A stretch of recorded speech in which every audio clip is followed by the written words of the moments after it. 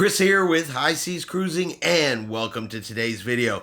Alright, I got a couple of cruise news stories for you today. Some of them got some little detailed information in it. Could take us a little bit to get through all of it, so I want to jump right in, get started, and get you guys all of this information. First up, we got Carnival Cruise Lines. Now, they have announced that they are increasing their internet capabilities on board the ship and are going to be able to give about 50% more internet speed per passenger on board the ships. Now with that, the crew are now going to be able to text for free on the WhatsApp app, and all of the crew plans, because of course they make the crew pay for their internet services, they are going to reduce the rate and discount those particular plans. And they say, this is needed because of the Carnival Hub app, all of its new features, capabilities, and future updates. They need the internet to be faster. Now we all know cruise passengers always say that, cruise ship internet, it's not the best.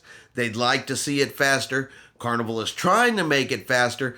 But at the same time, we've also seen Royal Caribbean testing Starlink internet services. And that apparently, from what I've heard of those tests, is way, way faster than anything currently available at sea. So this is probably just Carnival's way of trying to keep up with that. Because I don't know if more than one cruise ship can get a contract or not. Or, why they wouldn't want to go with Starlink as well. But at least for Carnival fans, those that sail on Carnival on a regular basis, it looks like your internet might be getting a little bit faster. We have two Princess cruise ships. They are returning to the United States. And now these two ships, well, they have been out of service since 2020. And it's been 8 and 9 years since these cruise ships haven't even sailed from a U.S. port. So the Diamond Princess, well, she is scheduled to arrive back in the United States today, August the 4th, and then she is going to begin sailing from San Diego on September the 1st. And the last time that the Diamond Princess was in the United States was in 2013. So if you've ever wanted to sail on the Diamond Princess and you wanted to sail on the West Coast, well, you got a chance for that coming up. Now, the Sapphire Princess is going to arrive in California on August the 20th, and she is going to begin sailing September the 24th from Los Angeles. Last time the Sapphire Princess here was a little over 8 years ago, and once both of these ships return back into service, the entire Princess fleet will be fully back in service as well. So we have some more bad news for Quantum of the Seas. Now, Quantum of the Seas is currently doing Alaska sailings, and if y'all remember, did some videos on she was having some engine issues, causing some speed reductions, and she was having to skip stops at the Glacier. Well, Royal Caribbean has announced that there are going to be additional cruises, some in late August and into September, that are also going to have to miss stops at the Dawes Glacier. Guests that are booked on the affected cruises should have or will be receiving an email letting them know of this change, and Royal Caribbean stating this is a technical issue with one of the ship's engines causing a reduction in speed. So Quantum of the Seas has 4 engines.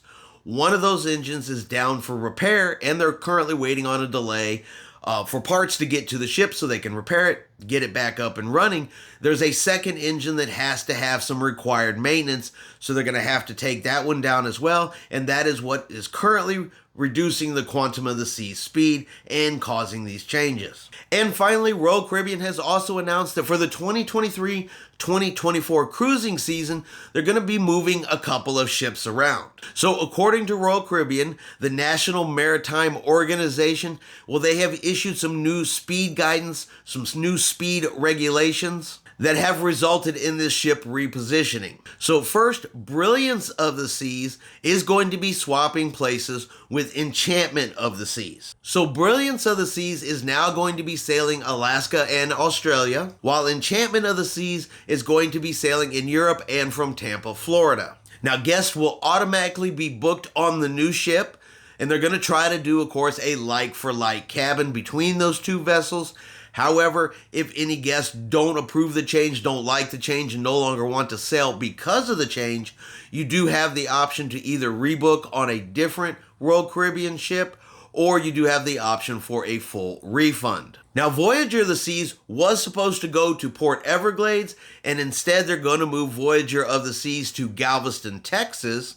and Adventure of the Seas is going to go to Fort Lauderdale. Now, they didn't specify how the new speed regulations affect the ships, but it obviously has something to do with either how fast they can move in certain areas versus, how slow they can go, something like that. Maneuverability didn't really specify, just said there were new speed regulations that required these changes. Now, me personally, I'm excited that Voyager of the Seas is going to come to Galveston. That is my favorite home port, the one I am closest to, the one I sail out of more often, which means, hey, a cruise ship I have not sailed on yet, coming to Galveston, give me the opportunity to give her a try.